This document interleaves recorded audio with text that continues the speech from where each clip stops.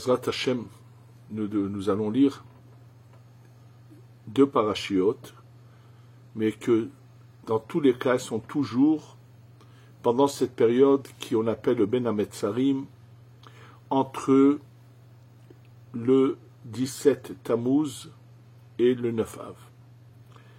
Et là, il y a bien sûr qu'il y a énormément de messages qui nous concernent dans ces parachiotes.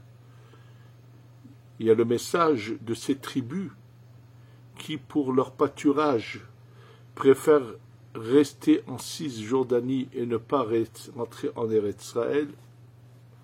Bien sûr qu'elles ont commis une erreur. Elles n'avaient pas assez de mérite, mais elles auraient pu finalement rentrer. Bon, c'est une erreur et c'est un enseignement qui a concerné beaucoup de générations, surtout la nôtre, pour tous ceux qui pourraient venir en Eretz Israël et activer la Géoula qui ne le font pas. Mais on va maintenant surtout se pencher sur la deuxième paracha que nous lisons, qui est la paracha de Massé. Massé, ce sont les étapes que ont traversé les Béné Israël pendant ces 40 ans. Et on va lire les premiers mots de la paracha et les comprendre. Et voici, Massé Béné Israël, les voyages des Béné Israël, Asher Yatzou Meret Mitzraïm, qui sont sortis de la terre d'Égypte, les Tivotam en forme de comme des groupes armés, comme une armée bien structurée, Beyad Moshe ve Aaron, par la main de Moshe et de Aaron. Ça veut dire qu'ils sont sortis par la main de Moshe et de Aaron. Ensuite, Vayirtov Moshe. Moshe a écrit et Motsaem, les Masaem, les différentes étapes, Al-Pi Adonai, selon la parole, la bouche de Dieu. Ve'ele Masaem les Motsaem, et voici leur voyage selon les différents endroits. Bien sûr que, mais de toute façon, toute la Torah que Moshe écrit, c'est par la main de c'est ce que Dieu lui transmet. Il y a ici des choses, il y a plusieurs problèmes. Un autre problème que soulève l'Orach Haim HaKadosh. Il faut savoir que dans la Torah, il y a des règles, comment la lire et la comprendre.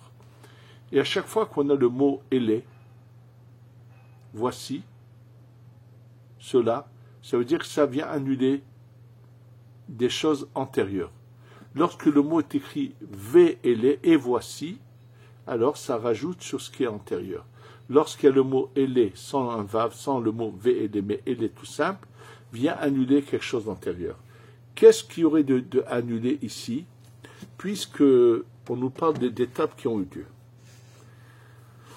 D'abord, pour comprendre cela, il faut comprendre que pourquoi y avait-il exactement 42 étapes? Est-ce que c'était impératif qu'il les fasse ces 42 étapes? Elles auraient pu être évitées.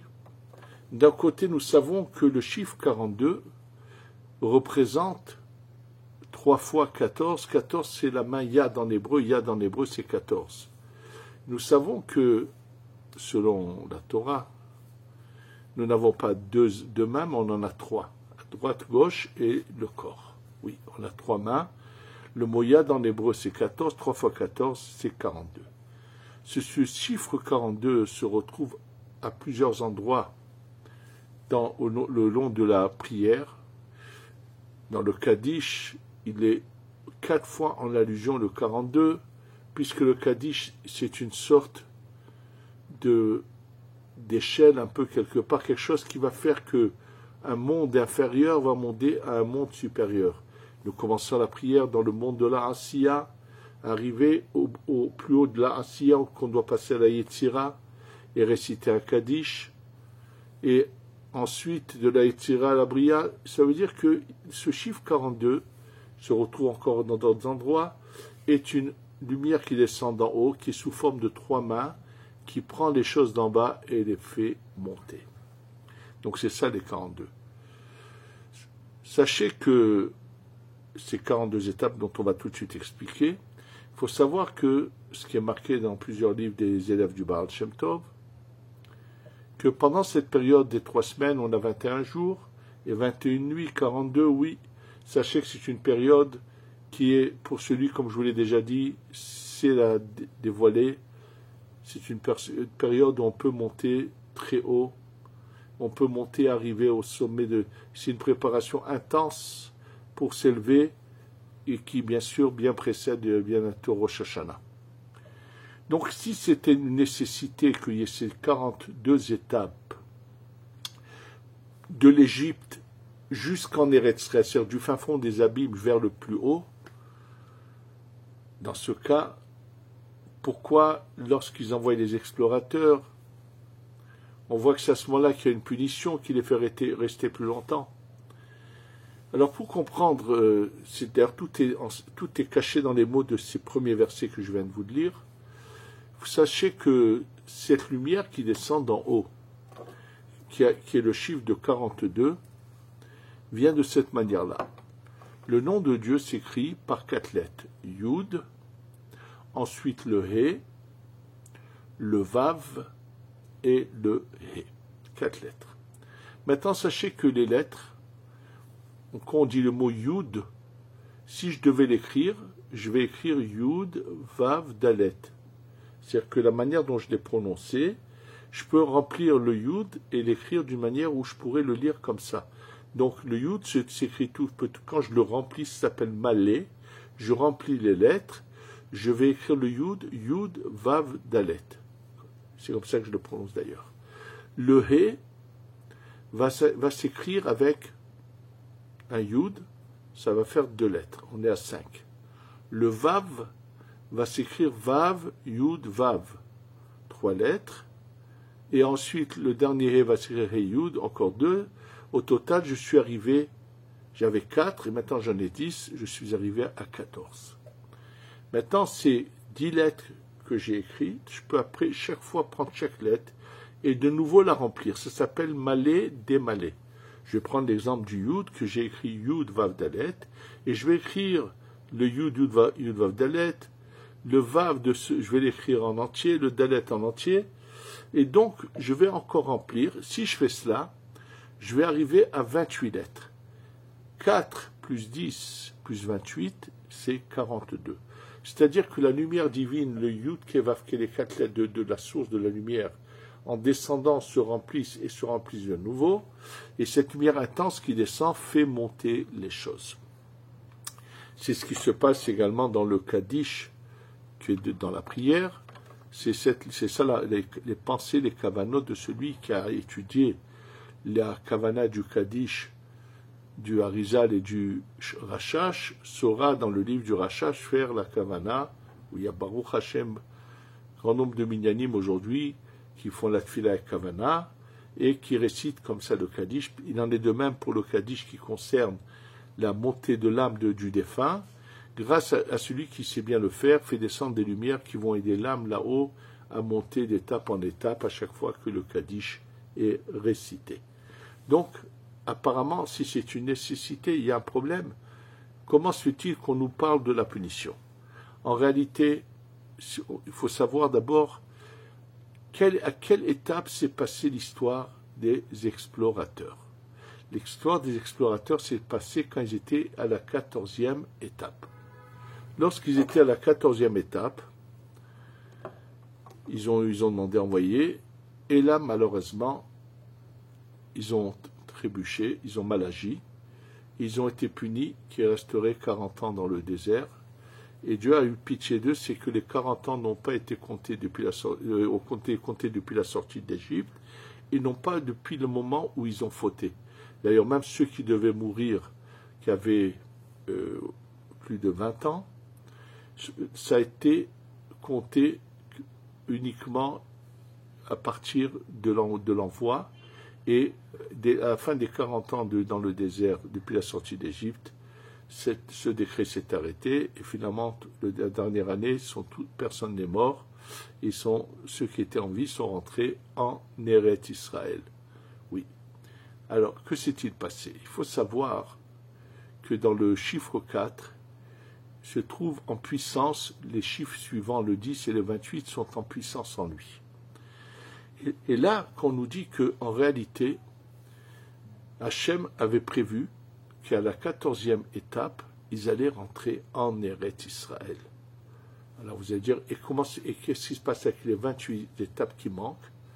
C'est marqué dans le verset, c'est marqué avec la main de Moshe et de Aaron. Il y a dans Hébreux c'est 14, donc ça veut dire qu'avec l'encadrement de Moshe et de Aaron, par leur mérite, eux allaient faire que les 28 étapes soient passées sans qu'ils aient besoin physiquement d'aller d'un endroit à l'autre et de rester dans le désert. Ça veut dire qu'il y avait une autre option, qui ne c'est pas celle qui s'est réalisée, mais qui était prévue. C'est une option où, après la 14e étape, ils allaient rentrer en Eretz Israël. Et ils l'ont perdu. Et maintenant, on comprend pourquoi c'est marqué, voici les différentes étapes de voyage du peuple d'Israël. Et ça annule l'éventualité qui avait été prévue à l'origine, qui était que les choses se passent différemment. Et là, c'est très important de mettre en évidence que nous sommes tout à fait à l'opposé de l'islam. De quoi je veux parler?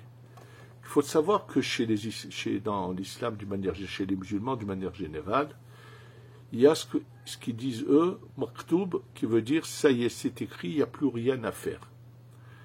Et d'ailleurs, j'ai une fois été très dérangé. Il y a des années de cela, j'étais à Créteil, on m'avait emmené à l'hôpital à Henri Mondor pour aller bénir quelqu'un. Et malheureusement, j'ai trouvé une musulmane qui travaillait dans l'hôpital, et lorsqu'elle a vu, elle s'est mêlée de ce qui ne la regarde pas, et elle a même causé du tort. Mais de toutes les façons, s'il doit mourir, à quoi ça sert de le bénir?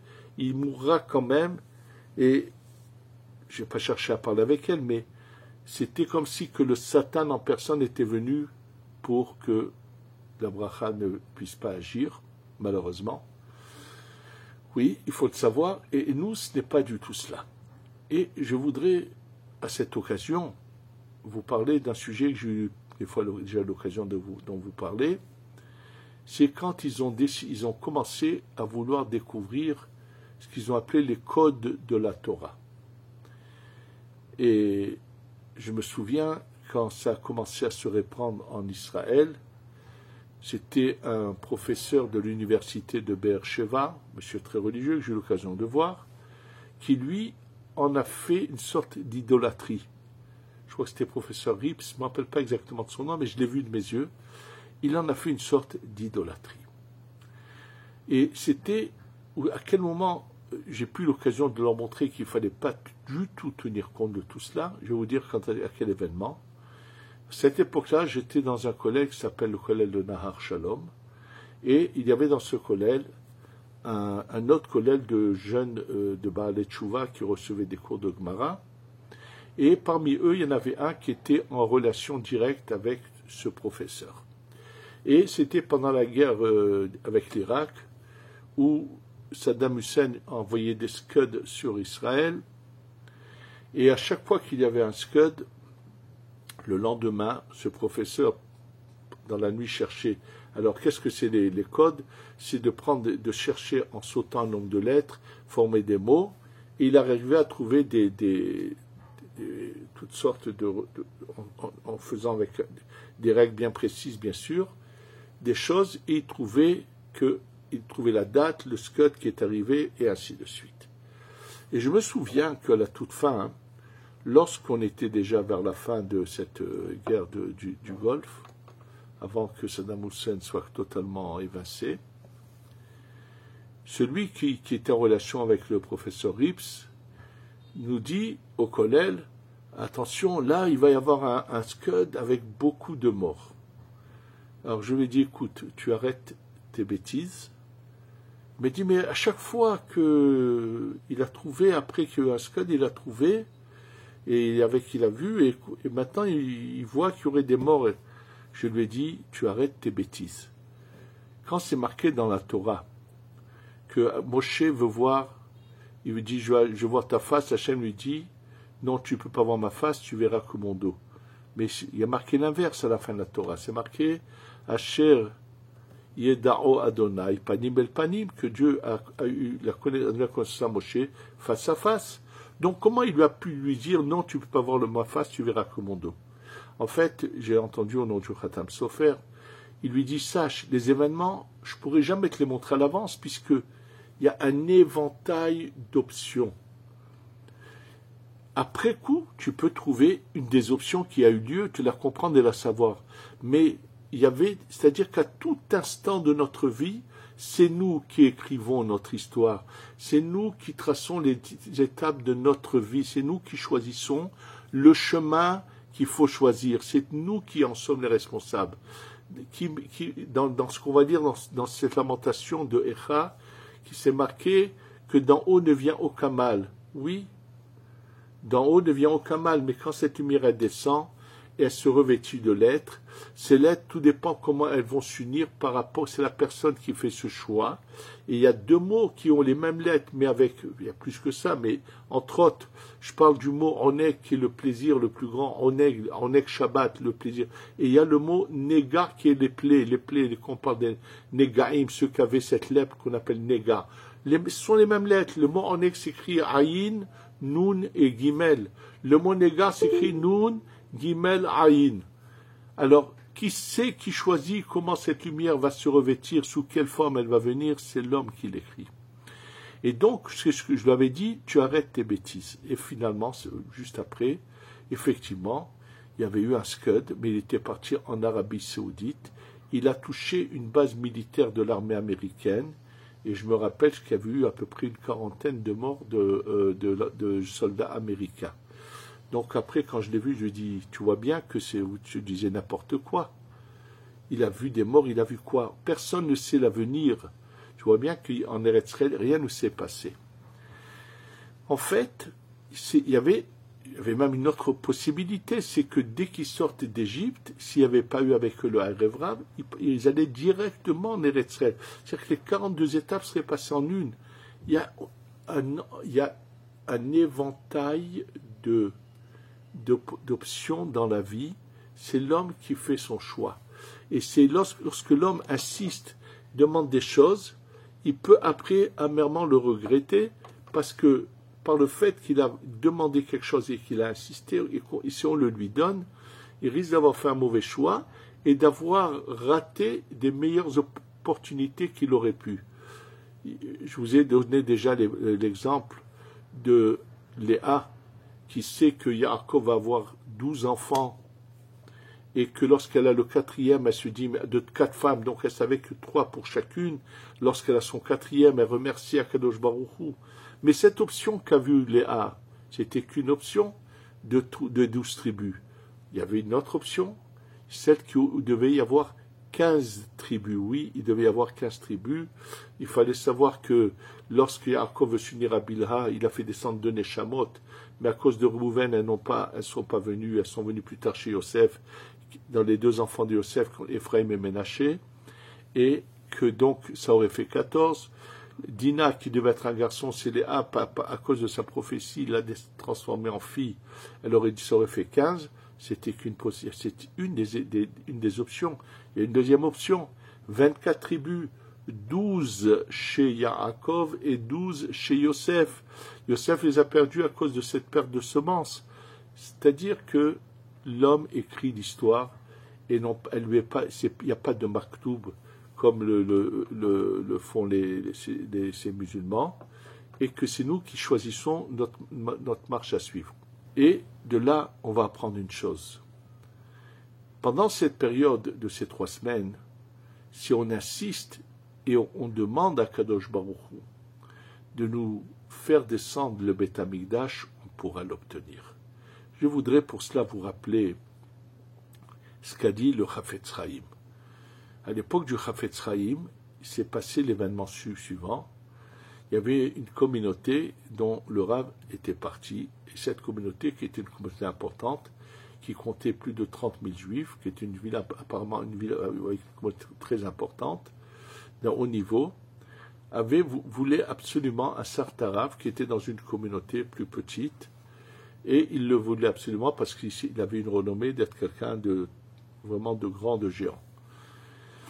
Et donc, quand ils sont allés lui demander de venir, il a refusé. Deuxième fois, on lui demande, il refuse. Et finalement, il y en a un qui lui a dit, moi j'ai une idée.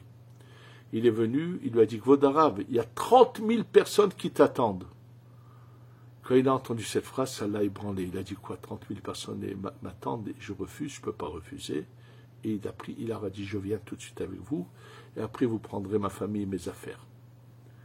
Lorsque c'est arrivé aux oreilles du Chafetz Chaim, il a dit, si tel Rav, parce que 30 000 personnes l'attendaient, il a décidé d'aller. S'il y avait 30 000 personnes qui attendaient réellement le Mashiach, il serait déjà venu.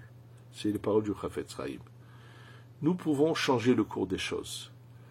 Il faut qu'on sache que notre vie doit avoir un but seulement, de savoir pourquoi nous avons été créés, quel est le but de notre vie. Sachez que dans ce livre qui s'appelle le Mesilat Yesharim, le sentier de rectitude, il a commencé son livre par une très belle phrase, qui est la suivante, Yesod ha-Hasidut va-avoda temima.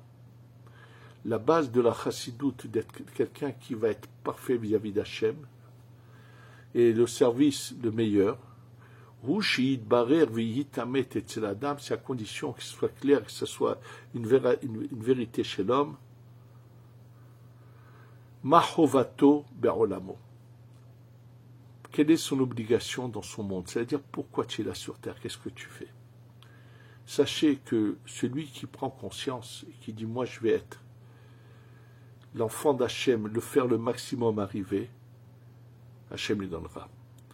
Il y avait un Rav qui s'appelait le Rav Azoulay. Je ne l'ai pas connu, mais il y a des gens qui l'ont connu, qui m'ont raconté, à Yerushalayim, qui était le beau-père de celui qu'on appelait Rav Yaakov Yosef. Bon, en tous les cas, ce n'est pas important. Sachez que ce personnage, quand il était jeune, il avait un mal fou à assimiler la Gemara. Il avait du mal et il voulait absolument devenir un grand. Les gens m'ont dit qu'on ne pouvait pas s'asseoir à côté de lui, tellement il répétait 2 fois les phrases. Combien il a pleuré, combien il a demandé à Kadosh Baruch Hu. Et un beau jour, son esprit s'est ouvert, il est devenu un grand Talmid Chacham, un grand décisionnaire de la génération. Oui. Ça veut dire que c'est l'homme qui choisit son chemin, sa voie.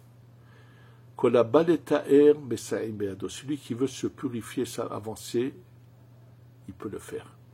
Nous lisons ces étapes pendant cette période, parce que cette période est une période où l'homme ne va pas aller en discothèque, ne va pas passer son temps à écouter ce qu'il ne doit pas écouter. C'est une période où l'homme doit essayer de se remettre en question, de se rappeler pourquoi les 2 temples ont été détruits, pourquoi nous n'avons pas encore le 3e.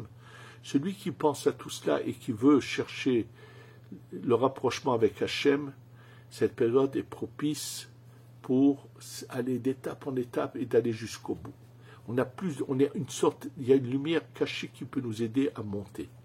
Et c'est pour ça que cette paracha est lue pendant cette période, pour nous rappeler que si on sait exploiter cette lumière qui est en nous, notre neshama, et demander et être assoiffé de s'approcher d'Hachem, bien sûr qu'Hachem nous aidera, et que tout le monde, juif ou pas juif, tout le monde peut se rapprocher d'Hachem. Tout le monde qui a le désir de connaître l'authenticité et la vérité, Hachem viendra l'éclairer. Et que c'est un moment propice pour ouvrir les yeux, pour arrêter de perdre son temps dans ce qui est le futile, ce qui est l'accessoire. Parce qu'il faut vivre, c'est vrai, mais pas de faire de le futile, l'accessoire, le but de sa vie, mais de se rappeler que le but de sa vie, c'est de pouvoir arriver à l'étape suivante, qui sera avec la venue du Mashiach et du 3e temple qui descendra, passer à l'étape suivante spirituelle au-dessus, et que ceux qui s'y seront préparés, ce sera pour eux une douceur, une bonté, quelque chose d'extraordinaire qui se passera. Face qu'on se réveille tout ce qu'on demande et qu'on dit Ribono Shalom, maître de l'univers, nous désirons enfin que le 3e Beth Amikdash descende. On veut la Goula Shlema, on veut être délivré et pouvoir se rapprocher encore plus de toi et qu'on ait bientôt la Goula Shlema Shtavo Bimera Beyamenu. Amen ve Amen.